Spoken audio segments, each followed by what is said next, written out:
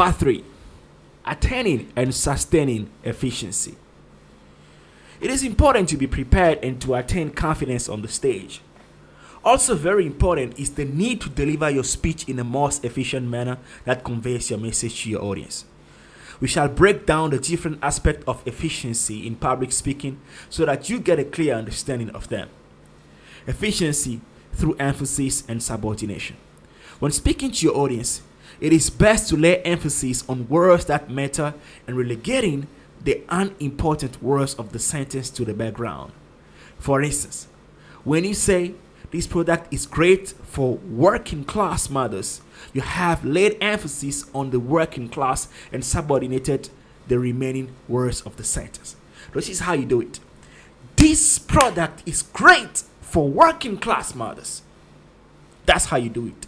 So in almost every sentence, there are a few peak words that represent the big important ideas. You should bear this in mind as they are the key to your efficiency. Communicating efficiently your message. They should be noted in your voice and sometimes in your gestures while speaking. Efficiency through change of pitch. When you are carrying out a normal discussion, you first think of an idea before finding words to convey. It is the other way around with memorized speeches. You say the words and then think what they mean. It is very important to alter your tone in the course of delivering your speech. This is important as it prevents you from sliding into monotony. But then, how do you know when to alter your speech? There is a general rule to that. It says every change in thought demands a change in voice pitch.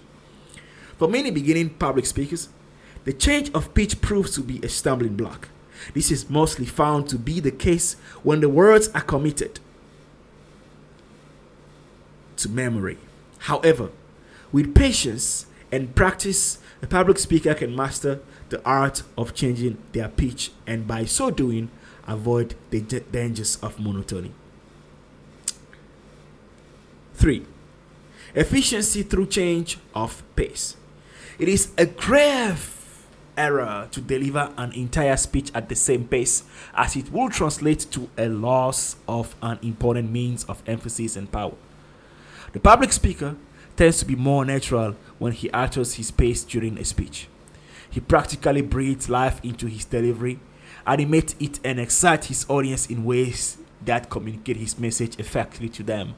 Trust me, you don't want to attempt to stand before an audience to deliver your message in a monotonous manner. It won't do well either to see members of your audience yawn from boredom while you are speaking.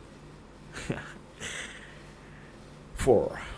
The power in taking periodic pauses.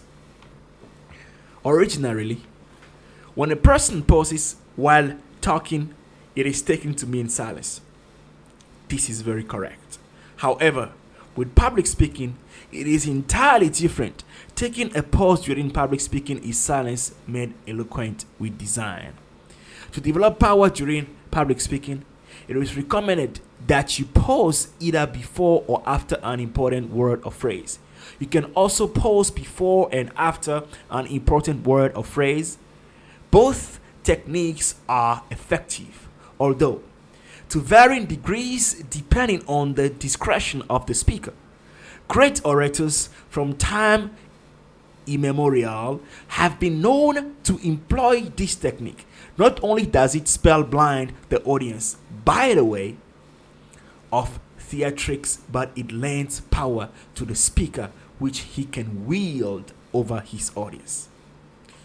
When you pause after an important idea, it offers little bit of time to sink into the mind of the audience. You won't want to train your words all through the duration of your speech and have them run like trickles of flood water away from the minds of your audience.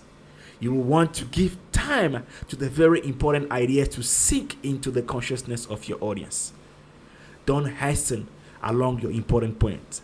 Pause to allow them to sink in, and you will have delivered your message in a manner that impresses your audience and satisfies you too.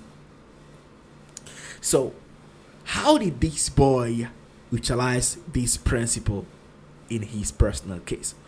So, when he found his way into this African country and needed to earn a living for himself and get off the street of the city where he passed the night with other homeless people, he came face to face with the challenge that of speaking to people and convincing them within the shortest time possible.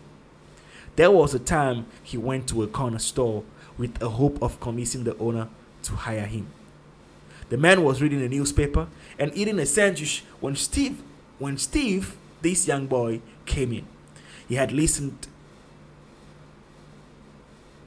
to what the shop owner had to say, and then for a few seconds was about shooing him off until the shop owner said, "Look, I like your attitude. I think you can drive more sales to my business." And with his experience, he'll definitely have much to gain in accounting as well. So the shop owner was hooked and he began to ask detailed questions and listened to this young boy.